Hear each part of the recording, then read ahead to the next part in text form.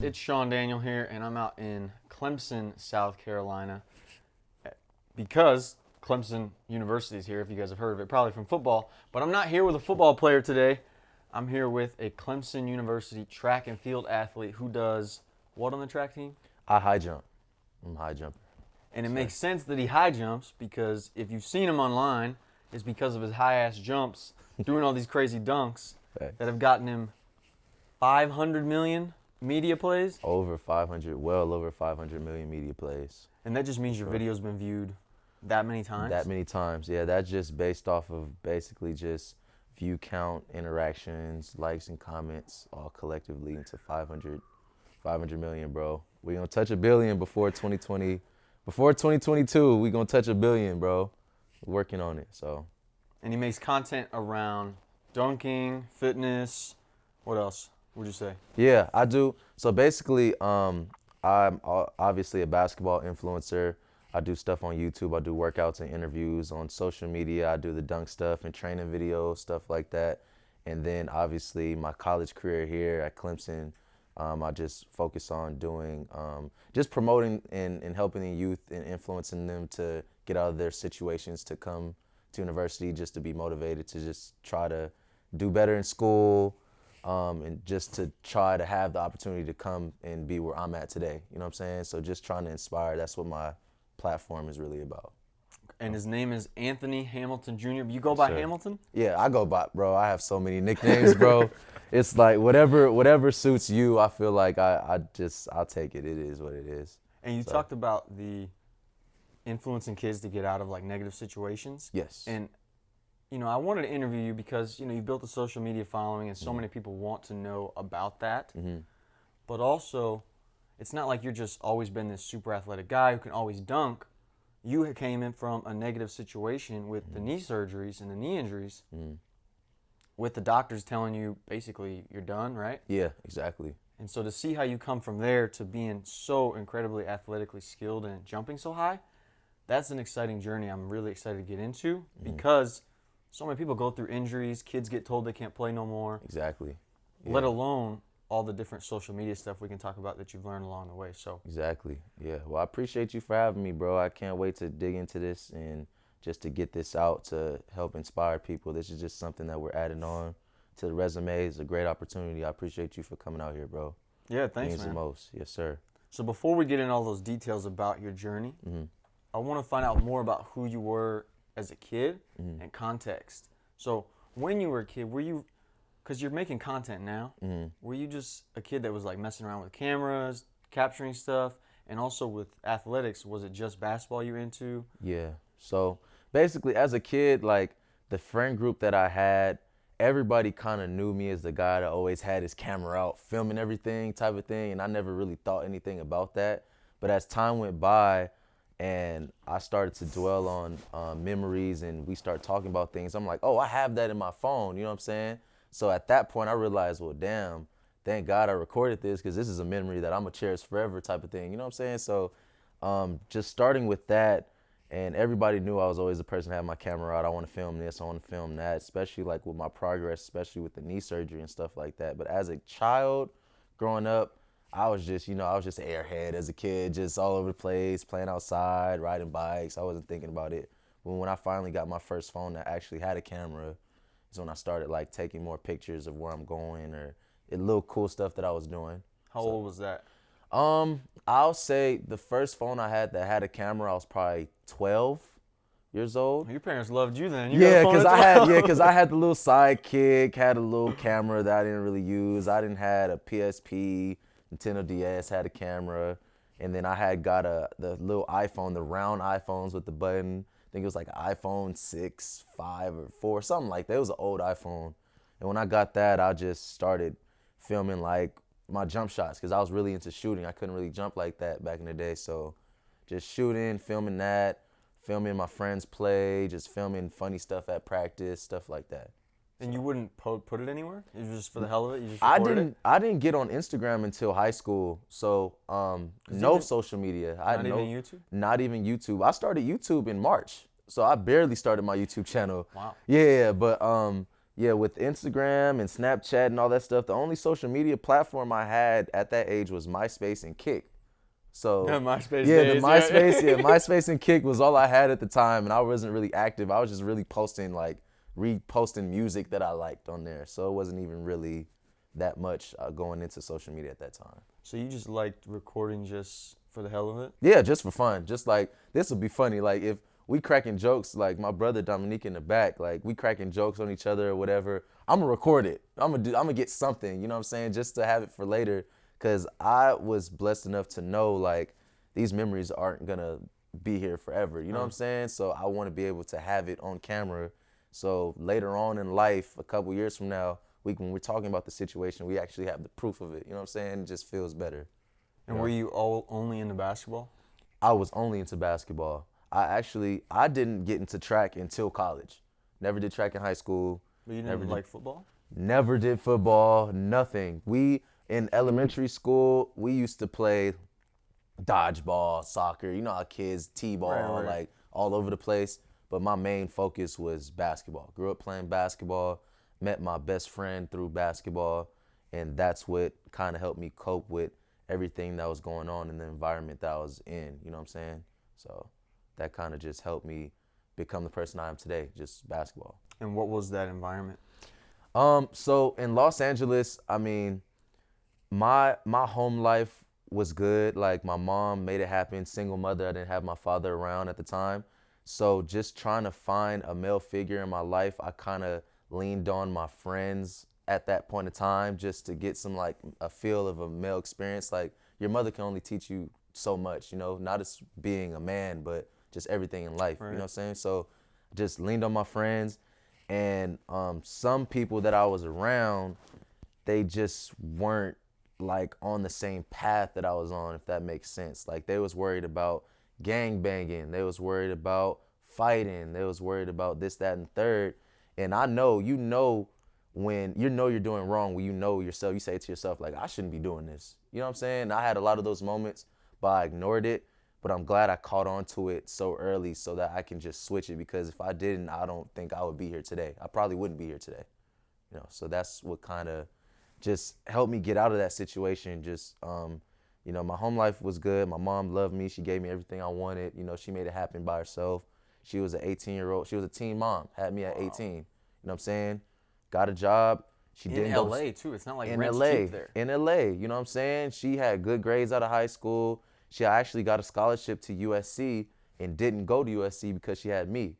So I'm the first one in my family, on the male side, to not go to prison, to go to college, let alone be a college athlete. Wow. So that's just what my motivation was when I was in high school. It's like, I'm going to college. I'm going to make it happen. She sacrificed her college career for me, so I'm going to make it happen for her. And now she's getting her master's degree, you know? So just, it's a blessing, bro, just to be where I am today, so. So what was the shift, though, where you stopped going down the negative path and you realized, like you said, basketball helped you get out of the negative. What do you mean?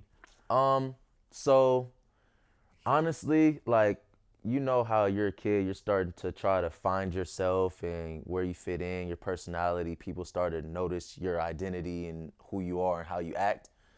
People used to tell me, like, oh, you're so positive, you're funny, or, you know, you're hanging around the wrong people. Mentors will pull you to the side and they'll say something like, you're a great kid, like, you shouldn't be doing this. And I've had plenty of conversations, but one person for sure, his name is Damian Nunley. He's still my mentor to this day. He was a teacher up at Lusinger High School, where I graduated from. And he sat there and had a conversation like, you're going to be in my college prep class. Because I was messing up in school my freshman year in high school, getting bad grades. I wasn't handling my business, you know what I'm saying? Good enough to play basketball. Like, I wasn't ineligible, but they were still bad, you know what I'm saying? So he pulled me to the side. He was like, you have potential. You can go to college. Like, he was just inspiring me, you know what I'm saying? So I took that conversation. He was like, I'm put you in my college prep class. You're going to come here in your free time. You're going to do your homework. You're going to study after practice, before practice, whatever. And then he just kind of put his hand on my shoulder and just guided me the right way. And after that first year of being in that class with him, I kind of was just like, I can do this, because I started to see myself improve as a person. I started to notice different things I didn't notice before. So taking that experience, it just kind of helped me plan my life and what I thought I wanted to do moving forward after high school. Because before then, you never really thought you could go to school? I didn't. And it's just the generational, I call it a generational curse. Like when you see, and it happens with people that watch you too. Like when people tell you can't do something, majority of the time, you know, it's because they've never seen it done or they can't do it. So they're going to tell you, oh, nobody's ever done this before. You're not going to be able to do this. You know what I'm saying? People told me I'm a fuck up. People told me I wasn't going to be shit. People told me that I had no purpose. I'm a lost cause as a kid, though. You know what I'm saying? And that was just tough. And me and my brother, we just held on to each other, and we've been rocking with each other for the last 14 years. And when I feel like I had nobody on the male figure side, we lean on each other because he didn't grow up with his father either. You know what I'm saying? So we just connected on that level, and we just, I was blessed to just have a friend like him just to guide me in the right direction and to make sure I'm checking myself morally to guide him in the right direction as well. So we was just kind of helping each other with that journey of growing up and doing the right thing. And your brother is Dominic, who's right behind the camera. Yeah, Dominic, yeah, back there, yeah, that's my brother, man. Like we've had arguments and we get into it, but I'll die for him. Like that's my only brother, like that I really like cherish. You know what I'm saying? Like everybody else, like we've had fallouts, and it's like if I have a fallout with somebody random, it's like, okay, it is what it is. They'll come back around. But with him, I'm like, we got to fix this, bro. Like, you know what I'm saying? You know how it is. But yeah, man, that's what it was growing up. That's interesting that you didn't have that the self-belief that you could like be something, let's just say, until you were in an environment of people that one thought they could be them something, and then two thought other people could be something. That just goes to show you the power of the environment you put yourself in. Like you're never, if you don't have the self-belief in something, you're never going to have the self-belief in it until you get around people who have that self-belief like you did with the teacher. Yeah, exactly. And also, I didn't even mention this, and I'm mad I didn't mention this, but with Mr. Nunley just jump-started that for me. My mom got married when I was in high school, actually, and married my stepdad. And he was in the house and he was on me tough. And you can ask Dominique, like he's on me every single day. His name is Carl. That is my best friend. Like, especially with me not having my father in my life, he stepped in, and I respect him as a man because he took a father role on me. You know what I'm saying? Like he guided me in the right direction. Like, and he was very more blunt with everything when he got in the household, like, no, you're not doing this. Or if I thought something made sense and it didn't make sense, he would tell me in the bluntest way possible. You know what I'm saying? So he was probably had the most influence on me because he was in the house 24 hours a day, like just telling me, like, on me 24 hours a day. What are you doing? Why are you doing this? Does that make sense? And that kind of just also helped me. So Mr. Nunley kind of just awoken that idea for me. But my stepdad, Carl, just kind of just set it off, and he just set the greatest example. Like, he works hard. He's a strong believer in God and politics, and he's so intelligent. And that's something I look up to him for that stuff, and he's my best friend now. So he helped me a lot also. Is that really when it started to take the positive turn and the domino effect through school, through athletics? Yeah. And in high school is when we talked about the knee injury. That happened my sophomore year, and Carl. So where things were going good the freshman year, like you were starting to get your habits in line, doing right things. Yeah, because Carl came into the household my 8th grade year, I believe, and I was still trying to get to know him. Like, wouldn't really listen to him like that. Like we was building a relationship. Freshman year is getting a little better. But after I got injured and I see how much he really cared about me is when I really started to listen. I'm like, okay, he really cares about me. Because obviously, if your father's not in your life, you're going to have trust issues with men. That's true. You know what I'm saying? If they're trying to have an influence on you. Like, my own father's not here. Why are you here? Why do you care? Type of thing. So I just trusted him. And when I got hurt, he was always there for me. He would help me wrap my leg up to shower. Like, Dominique was there helping me wrap my leg up to shower, just talking to me. That was probably the darkest times of my life, man, especially just knowing that I was told that I wouldn't be able to compete in any type of athletics, knowing that basketball was my outlet from life going on in Los Angeles. That's true. That's you know what I'm saying? That's just, it's depressing. So they kind of helped me get through that, and now I've just been trying to capitalize and influence people in the same situations. What was the injury? I fractured my tibia. So I have a video up on Instagram where it kind of blurs it out, but my bone came out of my knee. So the first time, it happened twice. The first time I went up for a one-leg dunk in practice, blew my knee out, non-contact. One of the worst injuries to have is a non-contact injury. So that happened, got knee surgery. Like a ligament damage? I broke the bone, tore the ligaments, everything. And the tibia is the lower leg. Yeah, the tibia, I broke this bone right here. It snapped up and shot my kneecap into my thigh. That's how hard, yeah, it was bad. So that happened, got surgery, I think the day after, and then they cleared me. I don't know who was my doctor at the time, but they cleared me 3-4 months after with no physical therapy to go back and play.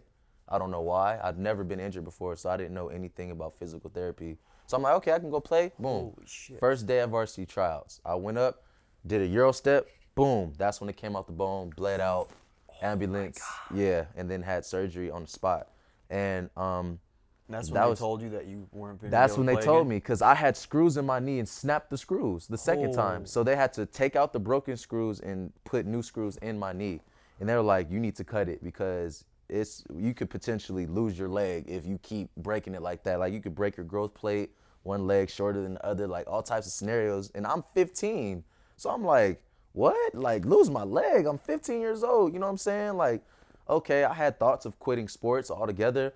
But there was one time I remember I was in my room and I was just crying because it was painful, bro. Like mentally and physically, I was just tired, bro. I was just so tired, bro. Like getting beat down all my life, like with just life, bro. Just my mentality and just being in my own head. It hurt me, bro. So I remember one night I was just on my phone and I was crying or something like that. And I was just like, you know, fuck that. I'm gonna come back. Like, I don't care. Like, if it happens, if I break it again, it happens. I'm gonna do it. So they didn't like that decision. Like, the doctors did not like that decision. But I just was like, I dedicated all my time just to that. So as soon as I was able to stand, I started trying to walk. As soon as I started trying to walk, I started trying to jog. Then started trying to jump, sprint. And then I was just like, okay, I'm looking up the human body anatomy and stuff like that. What strengthens this muscle? What strengthens this muscle? What strengthens this? And then I just started to study my own body, showing me what works and what didn't.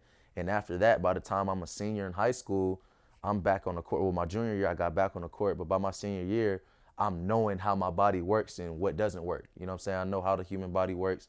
I know what'll make you jump higher. I know what makes you run faster, what you have to focus on.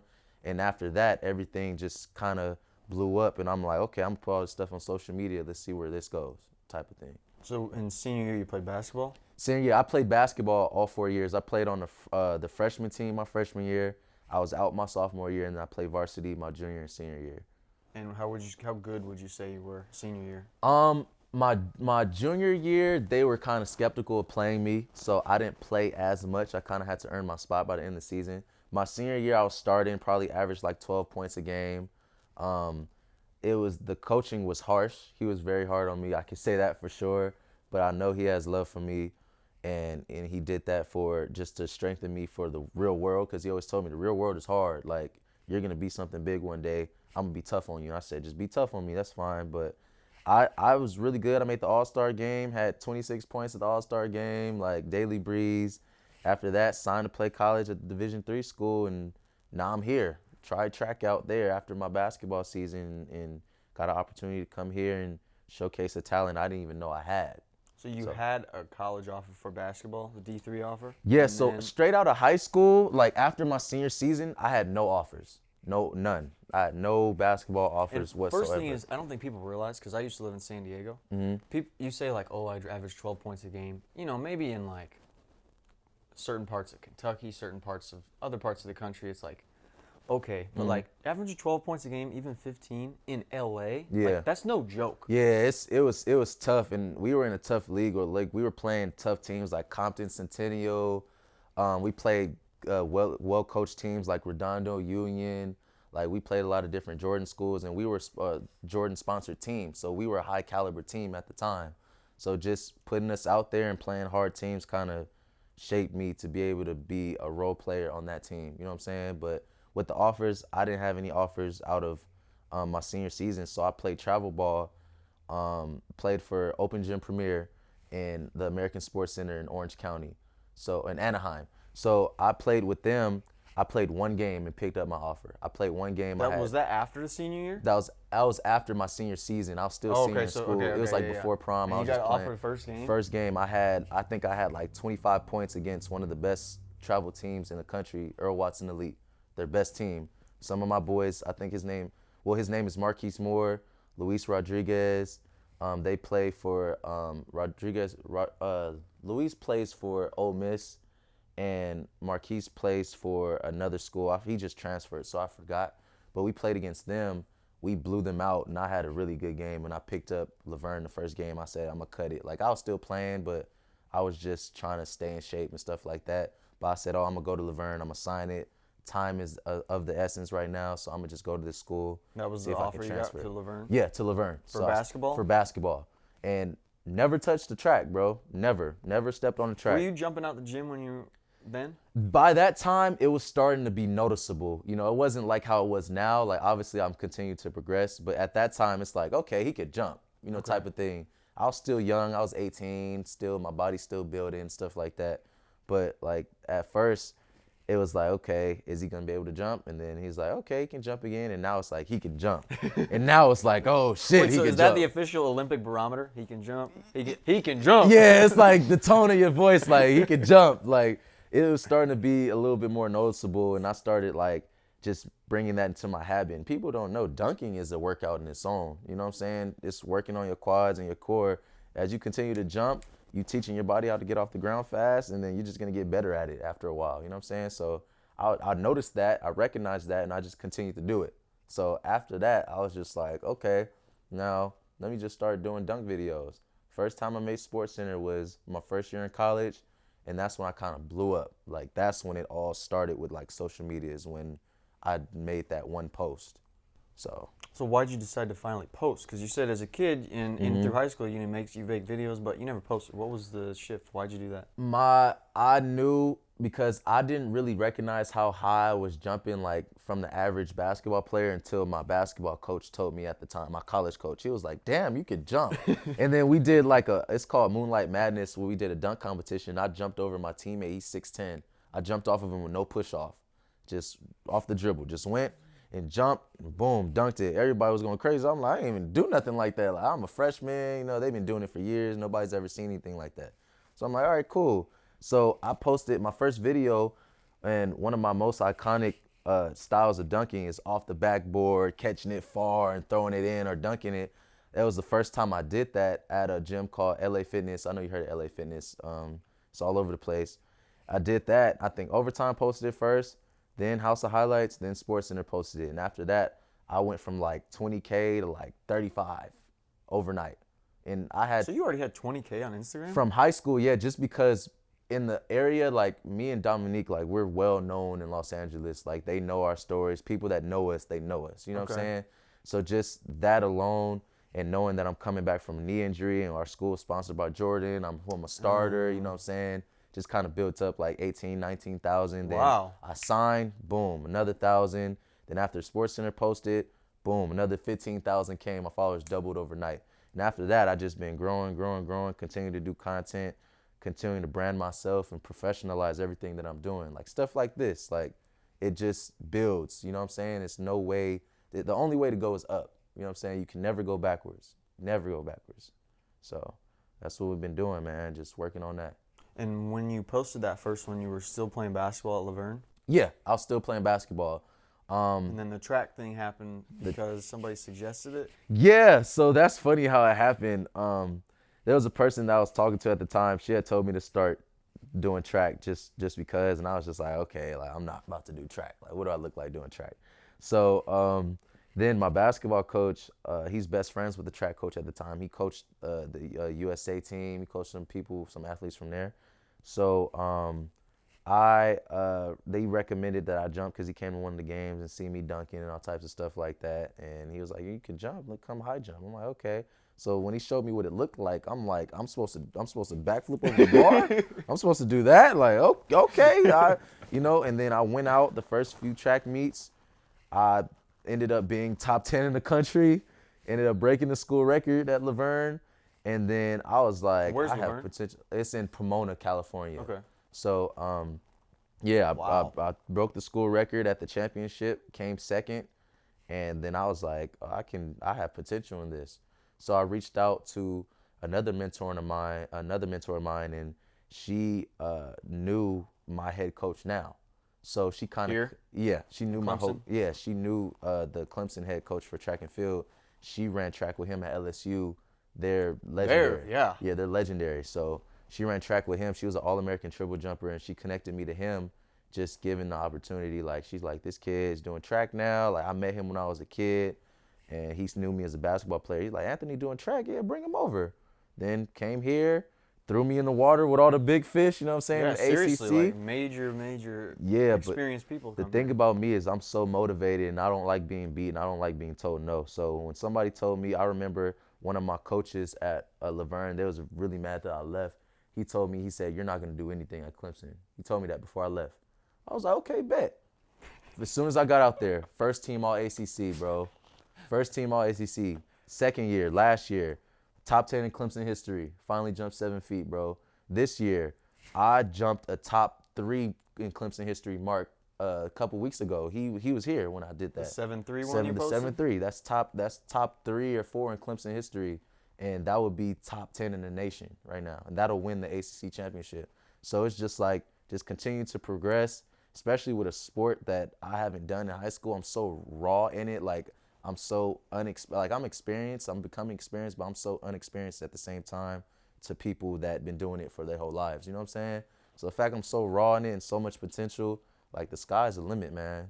So that's what we're working on, just getting better, getting up at 6 o'clock in the morning, working out. I'm in 30 degrees. You know what I'm saying? This morning, Jesus. Yeah. We were talking last night about what time to meet up for the interview, right? And he's like, well, I'm gonna work out like at 7 a.m. I'm like, it's 30 degrees outside.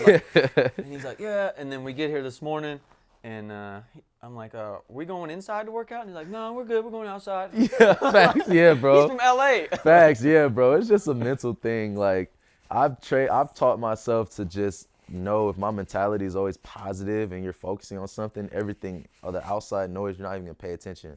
Like, me and him working out, we focusing on breathing. Like, you know what I'm saying? We focusing on catching our breath and recovering. We not even thinking about the cold anymore. You over here taking pictures and videos, you're not thinking about it. You know what I'm saying? So we just out there. So, like, when people say, like, oh, it's early or it's cold or just bring up excuses, I'm like, okay, bro, I'm gonna go do it anyway. You know what I'm saying? Whether you here or not. So with because of that, you're saying some people don't want to work, I guess? yeah. Based upon, I guess I'll just say, stories you've heard and things you've seen,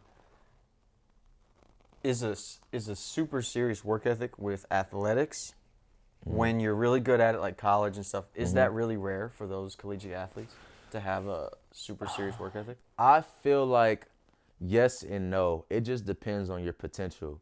Because if with some athletes, this will be the end of the road for them with their sport. And the caliber of this university, the next level to this is professional. You know what I'm saying? It's true. So if you know that you have the caliber and you have the passion still to continue to do this for years and years and years, and you know you can do it and you will do it, then your work ethic is just gonna get twice as harder, and you're just gonna continue to do it. Some people, they're like, okay, I'm at Clemson, when they get through their 4 years and their senior year, they're starting to either slow down and the farewell tours and stuff like that. You know what I'm saying? But it just depends on the potential of the career. If you want to continue to do this, some people just use their sport to get the degree, get it paid for. That's fine. There's nothing wrong with that. Start your new career. But some people, like, passionate about this. So just depending on your passion and how dedicated you are to wanting to do this at a professional level will bring out the strength of your work ethic, for sure. So you think it's because the people who have a bigger vision of how they could do the sport after college are the ones that stay more dedicated? Yes, because you're not there yet. So if you want to do it and you're not there yet, you like, okay, I need to be good. There's somebody in my position right now that's doing more than me. And that's every day I wake up whether it's social media, dunking, track, influencing people, basketball, whatever it is, like, I know in the back of my head, I'm thinking somebody's working harder than me. They're getting up earlier than me. Like, they're going to outwork me. They're going to be better than me. I don't want that. So that's the thought that's in my mind when I'm working. And I work so hard, bro. Like, I work so hard in everything I do. And people only see the end product when I'm posting. They don't see the background. Like, you seen a little bit of it this morning. My days start really early and they end really late, bro. I slept 3 hours last night. So it's like, you know what I'm saying? Just having that fire burning in you and the motivation from the past, it just kind of dwells and turns you into the athlete that you want to become. So what you just said is actually something I want to get into, which is a great point, is that most people don't, just with social media, let's say, don't realize how much work goes into that just to make a little video and blow up and build a following, which everyone wants. Also, as we saw this morning with the 7 a.m. workout in 30-degree weather, people probably don't have a real understanding of what it really takes to be a college athlete. Yeah. So, especially because some people say, like, oh, you know, you get free school, you don't have to pay for it. Yeah. What is it really like being a college athlete? What is the day in the life? Man, The schedule. It's ridiculous. See, he's already rubbing his eyes. You know? Yeah, bro. I got tired just thinking about it, bro. And Dominique, Do you want to check what time it is? Yeah, that's fine. My watch. I think we got time. I think we got. I'll ask him when he comes back out. Okay, for sure. Yeah. But Dominique, he's so funny, man, because he came out here and he thought it was just gonna be fun. Like, we going to Clemson. Like, yeah, he visiting. Like, we going to Clemson. We about to turn up. Cool, right? I'm like, okay. As soon as we touch down, at 11 o'clock. Next morning, we waking up at 6:45. Boom, I have a meeting. He like, why are we up? I have a meeting. Cool, we have a meeting. I have tutoring. Then I have class for 3 hours. Then I have a team meeting. I have a practice for 3 hours. I have weights for 2 hours. Then I have social media stuff, meeting with other influencers, trying to plan stuff out for when I come back home or virtual stuff. Then I have to find time to eat. I have to find time to do recovery. I have to find time to work out on my own because obviously I have to do more work. You know what I'm saying? So just that, it's back to back. My days usually start at 7 a.m. and they don't end until probably like 1 or 2 in the morning every day. And I probably never get more than 35 to 40 minutes. That's probably the max time gap in between. Yeah, that's probably the most time that I'll get in between something. Every time it's like boom, boom, boom, meetings, calls, and I have to make sure I'm talking to my family, make sure I'm tapping in with my friends. I'm mentoring hundreds of kids. I have to make sure I'm tapping in with them, make sure they're okay. So it's like, after a while, you get used to it. But when I first came to college, I'm like, this is not it, bro. And then I have to be mentally ready to compete, and the pressure that they put on me to compete and to do well and to represent the university. You have to watch what I'm saying, doing, posting. Like, it's just, everything is like televised, bro. It's everything. So I'm used to it now. So it's just kind of my life now. But when I first got here, man, I was about to lose my shit. I promise you. I was, bro. So close, man. How do you have the motivation to even work on your own content? Because, you know, right now, as of this moment, you have like 90,000 on Instagram, 120,000 something on TikTok, 30-something thousand on YouTube.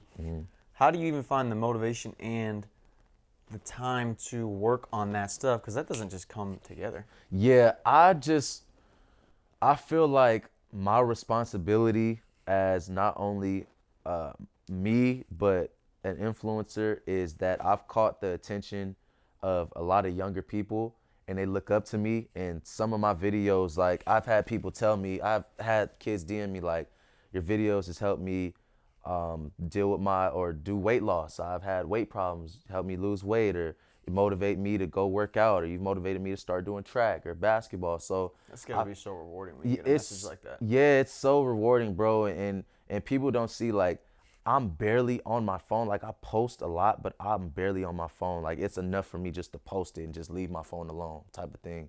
Because I'm all over the place. So when I find time to post. Oh, you got all this stuff going on. That's why you can't be addicted to the scrolling. Like Exactly. So when I see all the DMs, and I just want that to be known to whoever's watching, I see every single DM, but it's just like, sometimes I have so much to say to that person, I don't want to give them a half-ass answer. I'd rather just not answer and wait until I have time to actually reply and have a conversation. You know what I'm saying? But I see all of them, and just I feel like it's just my responsibility as an influencer and an athlete, and just being me, just to continue to influence the younger generation, man, just so they can better themselves. Because if I had somebody to lean on like that, seeing somebody in a position like at a Division I, just killing the game as a kid that's just going through it, it would have probably motivated me a lot quicker to do what I'm doing now. You know what I'm saying? Especially because you didn't have even the self-belief Exactly. when you were younger, like you're talking about. Exactly. And I'm blessed, bro. Like, no matter what situation I'm in, I'm blessed. And you got to think about, like, you can't not count your blessings. Like, there's always somebody that's in a worse position than you. You know what I'm saying? So when they say it can be worse, it really can. Yeah, you talked about that when we were coming back from the workout, how, because I was like, why are we working out at 7 a.m.?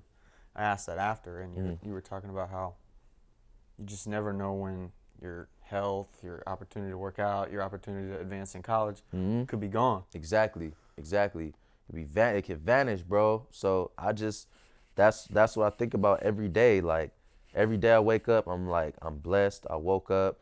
Every time I check my phone, I got people that care about me. Like, I have a platform. Like, I have a voice. I have power on social media. So it's like, how are you going to use that? Are you just going to sit there and just let it be and just do your own thing? Or are you going to actually, like, change somebody's life? Because that stuff changes people's lives, bro. And I didn't understand it until people started noticing me in public, and they don't care if they're with their friends. Like, a group of dudes, they looking hard. They like, oh, you know what I'm saying? Like, you Hamilton, bro, I do your workouts. You help me so much, bro. I'm sitting there like, damn, like, they really do my workouts. Like, it really gets out, bro. I'll be in the middle of nowhere. Because it's hard to tell, even if through comments and messages. I don't know, it just doesn't resonate, I wouldn't think. Facts, and especially when people spam and just, do stuff to get attention. So I barely even look at comments and stuff like that. But, like, in person, when they notice me, let alone just notice me out of millions of people, they notice me in a random city in Wisconsin somewhere, something like that. They just notice me, and they come up to me and they speak and they say I helped them out. Bro, that's just motivation on top of motivation. Like, they're motivating me to motivate them. So it's like, I'm gonna continue to do it, bro. I'm gonna continue until the day I die, bro. I'm gonna try to influence as many people as I can while trying to reach my own goals. You know what I'm saying? My goal is just generational wealth. That's just what I want for my family, for my friends, and I feel like it's well-deserved because we do so much and we've been through so much to earn that. So that's my main thing. I tell Dominique all the time, like, one day we're going to be on a boat on our way to Jamaica, partying, bro, rich, bro, not worried about anything. Like, and that's the goal, man. So we're on a good roll. Things are starting to get started up, and this is only just the beginning. I'm 21. I've only lived a fifth of my life. I have 4 more to go. You know what I'm saying? So it's just the beginning, man. We working. So how did you meet T.O.? Oh, T.O. Terrell Owens. Yeah, so I met T.O. It's funny. My mentor that I helped me get into Clemson, she knew him as well in college. They grew up knowing each other or something like that. And she mentioned it to me, and I thought nothing about it. I'm not a big football guy, so, I wasn't like, who is that? But then as I got older, I started wanting to do, like, the interview series I'm doing on YouTube and stuff like that. So she had asked me, she was like, you should do Terrell. So I'm like, okay, like, I can do Terrell. And then I actually, like, was watching his highlights and figuring out everything about him and stuff. I'm like, he's legit. He's a Hall of Famer. Wait, so you didn't even know who Terrell Owens was, really? I knew who he was, but I didn't, like, I wasn't deep into it. You know what I'm saying? I knew the name. If you were the one, like, what's I Terrell Owens? I knew the number. I knew the team. I knew who he was and stuff, but I just didn't know him personally. Like, Kobe Bryant, I could tell you everything about Kobe Bryant. I could tell you everything about Michael Jordan. I just didn't know him just because I'm not a football guy.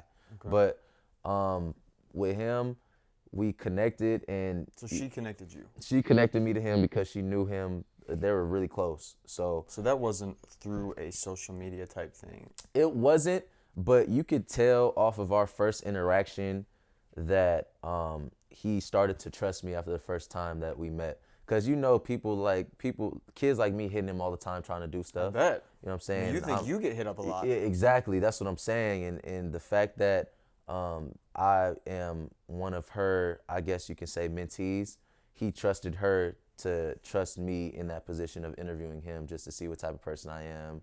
And after the interview, he gave me his phone number. He like, you're really cool. And then I think a couple weeks later, we were in LA. We was in LA at the same time, coincidentally, because he lives in Florida. Yep. So we were in LA at the same time, and I invited him to go play basketball. And he came. I rented out the gym. We rented out the gym, shut the gym down, and we made Sports Center. And after that day, we tight like this. So he'll call me every once in a while. I'll call him every once in a while, check up on him. But yeah, just building relationships and the networking is so important. Like growing up with me. And I feel like that's my strong suit, is my networking ability, to be able to be given an opportunity to meet somebody and then going and meeting that person and giving off a good impression and just being myself. Like, it's not even anything different. Like, when we just met a few hours ago, you know what I'm saying? I could tell you was cool straight off the bat. We just being ourselves, in the car, jamming, go work out, boom, now we here, you know, type of thing. And that stuff like this goes a long way. The fact that you traveled so long in the car just to come, you know what I'm saying? Like, that means the world to me, bro. And the fact that I just was really just on meeting him and getting to know him, I didn't really care about the fame or anything. I just wanted to know him as a person, how he got to where he was. And I think he took that as like, this kid is cool. Like he knows what he's doing. He's going to go places type of thing. Well, you said in the interview with Steven that he taught you or shared with you some really valuable stuff that only possibly, I'm guessing he could as, you know, a Hall of Fame NFL player. Mm-hmm. So I'm guessing that's what you mean by the value of networking. Yeah, the value of networking. But also, what did he really teach you? Some of the things he taught you that, you know, you wouldn't have learned watching some YouTube video, reading some book. Yeah, so after the interview, the first day I met him, we actually had just a conversation that would have been just as good content as the interview type of thing. But it was That's just usually how better content is, when it's just like relaxed. Yeah, when it's relaxed. Like, we was walking off and just talking, and he was just telling me, like, I told him how he dealt with people doubting him because the media was on him so tough when he was in the league. Like, everybody was saying so many things about him that locker room cancer. Yeah, like all that stuff. Like, how did you deal with that, and how did you stay focused to get to where you are now, which is a Hall of Famer athlete, which a small, tiny percentage of even NFL players, which are elite athletes, get to opportunity to attain. You know what I'm saying? So he just told me, like, bro, I just focused. And he went to a small school. He went to Chattanooga, came out of there, and he said he was just motivated. He's a basketball player at heart, like me. Like, he loves basketball. He played basketball first. He stayed with basketball. So just us having that connection, he's just like, I just kept my head down. I kept working. That's it. We just kept working. He kept working. And now he's one of the most elite NFL athletes to ever play the game. So that's just something he shared with me, is just to continue to ignore the noise, focus on you, and the charisma that he had. Like, he didn't care. He's like, okay, you can say what you're saying, but I'm going to kill you on the field. He had a leg injury and went out. I remember there was a game, he had a leg injury. And Super Bowl against the Patriots. Yes. Broken leg. He was killing it, bro, on a broken leg. Like, that's like, if he could do that at that level with an injury like that, getting hit like that, like, the sky is the limit, bro. And that motivated me because we talked about all that stuff. And he just showed me a different perspective of somebody who's already made it. Like, I'm trying to make it, so, you know, I'm doing what I can to try to get as much influence and time with these people as I can to just get insight so I can get to that level. And he showed me a lot, bro. He showed me a lot. So since you said you're now focusing on you, right? And you're getting these network connections with people that are successful in their own rights, but also big on social media. What do you think you've learned so far about building connections through social media and also building your own content and brand? What have you think you've learned that people really don't know? Not the obvious stuff like, oh, you got to be consistent. You gotta make What's some like behind the scenes stuff that you really learned? I learned that, one, as you start to grow, people will put on a mask to be around you type of thing. Like, they'll hide who they really are just to be around you. And to, I'll say it like this. I'll just say it like this, bro. People want your spot. They want your job.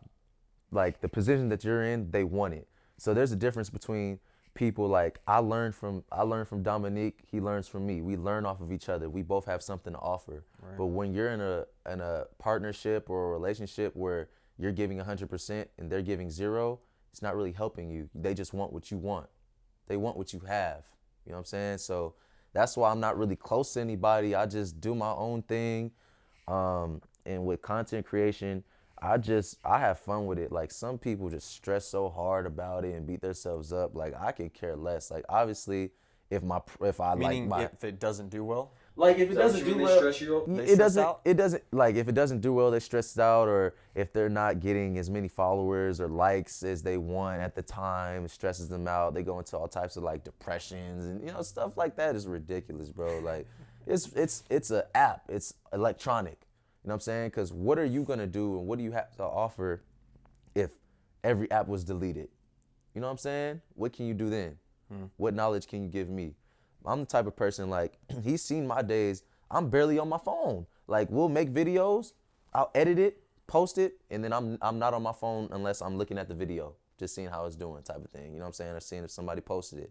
But it's like, with the social media stuff, man, I just have fun with it. And I feel like when you're done having fun with it and you lose passion for it is when your content starts to go downhill and you just don't care anymore. And then you're just in a hole, like, I relied my whole life on this. Like, what do I have now?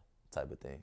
So I just try my best to brand myself so I can influence people and continue to build my empire and my network. So if social media doesn't work, people still know who I am and what I'm capable of doing, Right. just to showcase that. You know what I'm saying? I use social media to showcase my talent on the track, my talent with media, marketing, networking, basketball, dunking, jumping, workouts, whatever it is I'm good at, I'm going to post it and you're going to know. So that's kind of my thing with social media. That's something I really want people to understand, because I've been around some bigger political people and seen how the social media realm works. And before that, I didn't realize fully that the people that like blow up and make certain stuff, most of them, they like doing that stuff. They like making that content. And you shouldn't just make stuff that's cool or popular if you don't like it anymore. And everybody I keep talking to that makes content and gets big, they make it because they like it. And I don't think that many people really understand that. Exactly. And when we was just talking about this. We posted a video yesterday. We was taking the speaker out the back, getting ready to work out and stuff like that. And we're like, bro, this is fun. Like, we're just having fun. You know what I'm saying? Like I told you when we was out there working out, editing for me is fun. Right. Like, I enjoy that stuff. So it's like, I never feel like it's a burden. Like, I enjoy the lifestyle I was able to obtain so far.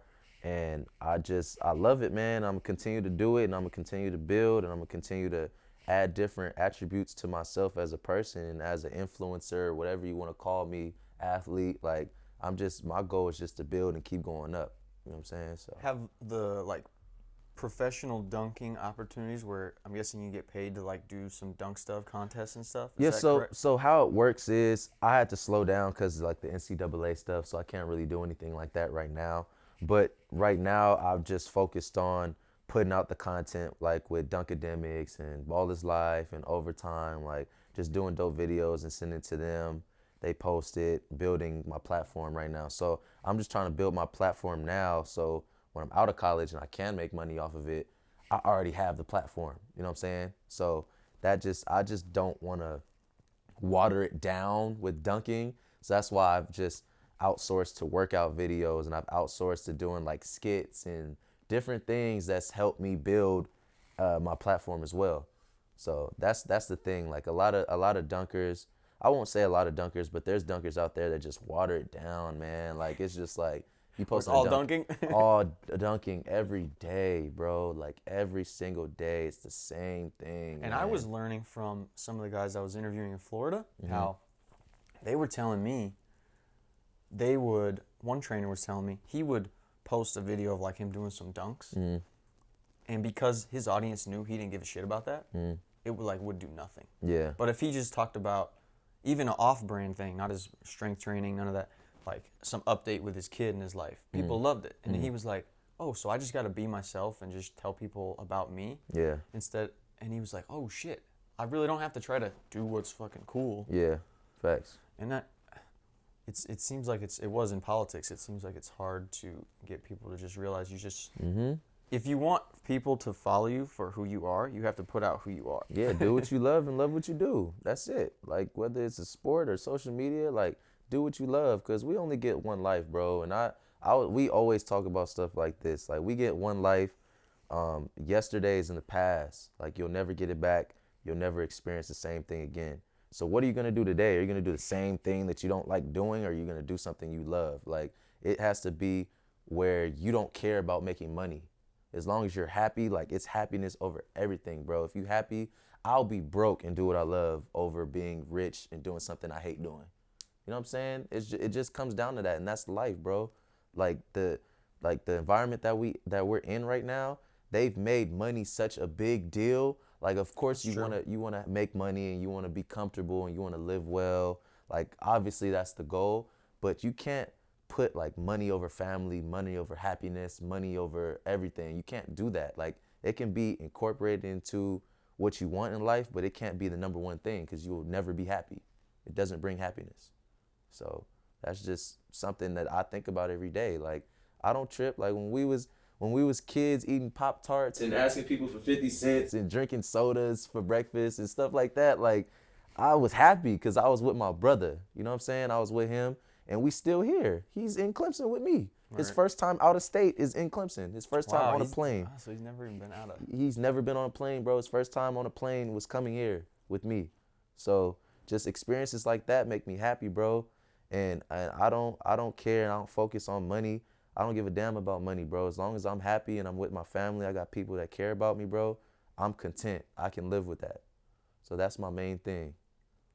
So your final words to people that are in a real struggling situation, like you were, where you didn't possibly have self-belief that you can make it to college, that somebody's going through a bad injury, somebody's got a shitty job and they're trying to do something. Since you've gone from having a broken leg twice, being told you can't do anything athletically, to now being this huge dunker online, gets all these requests, interviews, media things, business opportunities eventually. Now you're a leading high jumper. What would you say to people finally that are just struggling or going through something tough and they're trying to make it out? Man, pain is temporary, and that's a quote from Eric Thomas, and I listen to him. I listen to William King Hollis, Les Brown. There's a lot of motivational videos online that I would listen to, and every Monday I start my day off listening to straight motivational stuff. Every Monday, it never fails, just to kickstart my week. But pain and struggle, it's gonna come. Like, that on the road to success, there's gonna be bumps in the road. It's not gonna be easy.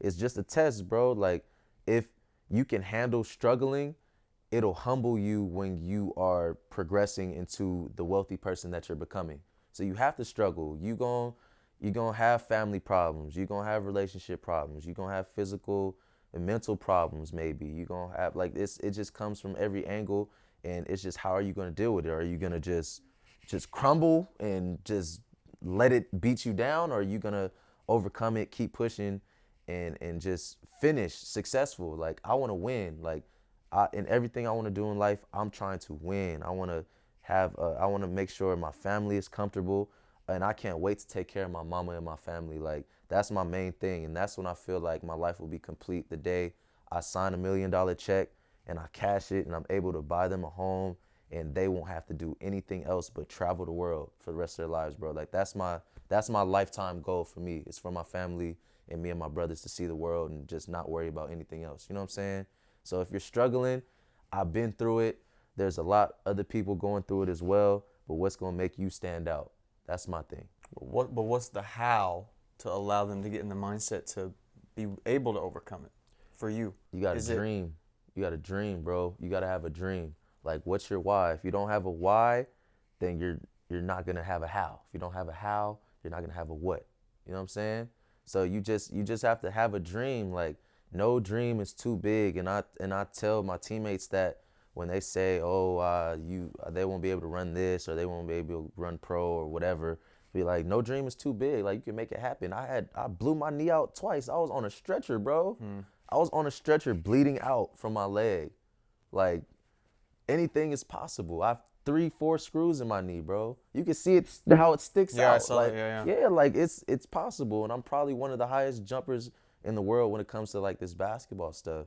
And just saying that blows my mind. And every morning I wake up and I'm blessed. Like, we've been through so much stuff, and you know, sometimes there's different bumps in the road that we go through, but it happens. Like, that's life. It's supposed to happen. So just continuing to believe in yourself and to start off with a dream to dwell on, that's going to be your starting point. That's how. You know what I'm saying? So. All right. Well, thanks for taking the time, Anthony. Appreciate it. Most definitely, brother. Thank you for having me. Hey, y'all. Follow me on social media, Hamilton Jr. This guy is dope. He's blowing up soon, man. He's blowing up soon. I promise you. Just cut.